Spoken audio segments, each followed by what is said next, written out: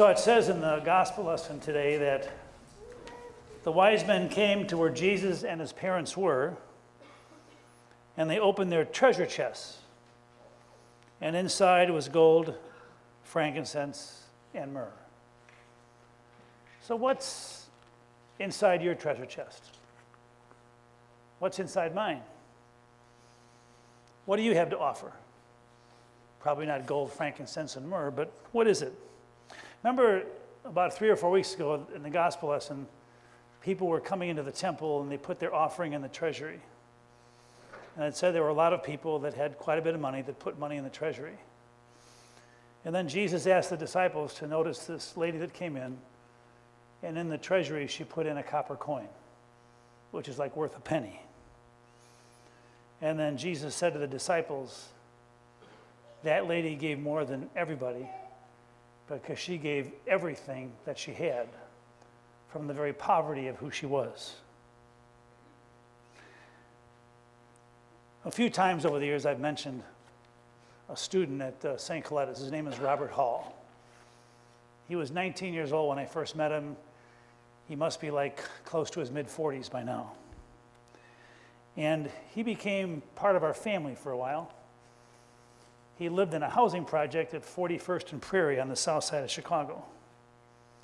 And one Saturday night, Robert called me, and he says, Don, I'm going to come to church tomorrow. It's Easter. And I said, that's great, Robert. Do you have a ride? And he said, I'll just run there. And I said, Robert, well, he said, if we ran the marathon together, I can run to church from where I live. And I said, fine. About 10:30 Easter Sunday morning, he comes jogging up the parking lot. He's all sweaty, and he has a huge plastic bag in his hands. And he comes into the church, and he says, can I use the washroom because I want to change into my Easter clothes? And about 15 minutes later, he comes out of the washroom with a suit and a tie. A little wrinkled, but he looked pretty good. When it came time for the offering, he sat right here next to my kids.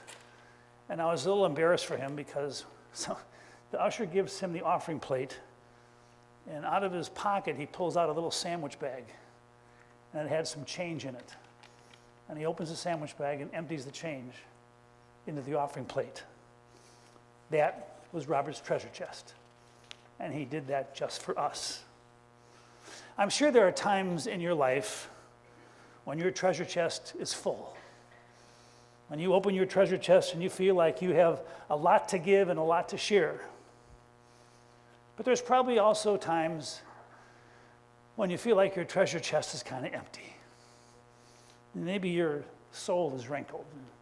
Maybe you feel like at this time in your life you're kind of running on empty. And you feel kind of beat up. And you can get beat up in lots of ways. Sometimes just getting through a day makes you feel kind of beat up. Maybe somebody gets in your face. Maybe your life takes a couple of turns that you didn't expect. Well, Thursday, it was getting close to time for church, and I was just beat up. I just felt empty. And yet, I had church in about an hour. And I'm not sure if you've ever been here on Thursday night, but it's kind of nice. It's a little different because like last Thursday, there were like 27 people here. Sometimes there's 30, sometimes 40. If the weather's nice out back, there could be 65 or 70. And I was feeling, what am I going to say? Because I really don't feel like I have much to offer today. Well, as I'm getting ready for church, Don Bunt comes. And Don is here every single Thursday night. And he usually is here at 8:30 in the morning, too. And by the way, since he's not here, I can talk about him. It's Don Bunt's fault, and he's a retired professor. His wife died over 20 years ago. It's his fault that we have communion every Sunday. Because he would always tell me, he says, Don, I love communion, and I don't feel like I've worshiped unless we at least have the invitation to share the Lord's Supper. And I remember it was 1 week before his wife died, and she was in her hospital bed. And she said, Don, you got to make me a promise. And I said, Marilyn, what is that? She said, please, every Mother's Day, please have communion. And that's where it started, and it snowballed from there. And so anyway, a while back, not too long ago, Don was diagnosed with MS. And so Don comes into church Thursday night, and I always ask him if he wants to help me with communion. And he said, Don, not tonight. My MS is acting up. I just want to sit here. I'll come up for communion, but I just can't stand that long. And I said, oh, that's fine, Don. I know how you feel. And then I walked away, and then I said, Don, I apologize. I said, I don't know how you feel. I mean, I don't have MS. I don't know what it's like not to be able to walk up to the rail without limping. I said, so I apologized. I said, I love you, and I pray for you, and I care about you, but I don't really understand because your journey is different than mine. And then a few minutes later, Karen walks in. Karen, how are you doing? Well, she's with her not with her other half today, her disabled brother. And Danny was having trouble eating, and they said he can't live in his group home anymore, so now he's in the hospital, and she's trying to find a place for him to stay. And as we talked about that, she starts to tear up, and I wanted to say, I know how you feel, but I don't know how you feel because I don't have a disabled brother that I have to take care of all the time. And then after that, Michelle walks in. Michelle plays the flute every Thursday night, and her daughter is in Iraq serving our country. I said, Michelle, how are things going? And she starts to cry. And I said, what am I doing here? I'm screwing everybody's life up. And she said, she's in Iraq, and there was an attack on her camp, and a bomb landed 100 feet away from her. But she FaceTimed her daughter, and everything's okay now. And I thought to myself, wow. And then Diane Palacios walks in. And she has a sister, Karen, who has MS, and she's been in bed for 14 years. Then I realized that each one of us has a treasure chest. And the most precious treasure chest each one of us has is our journey.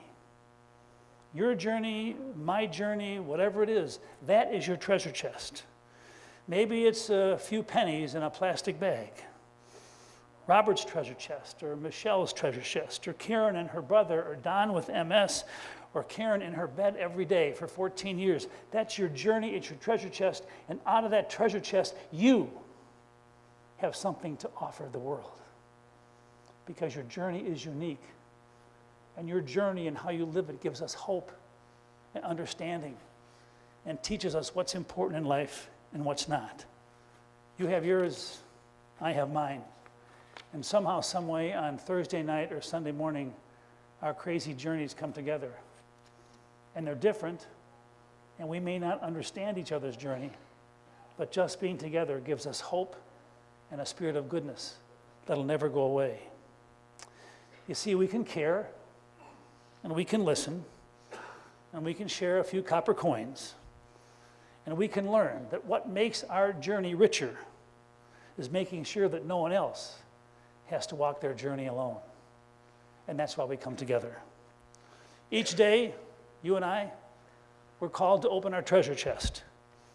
And when you open your treasure chest, you might just be amazed at how much goodness is in there to share with the world. Amen. If you're able to, please rise for the creed. It's on page 105.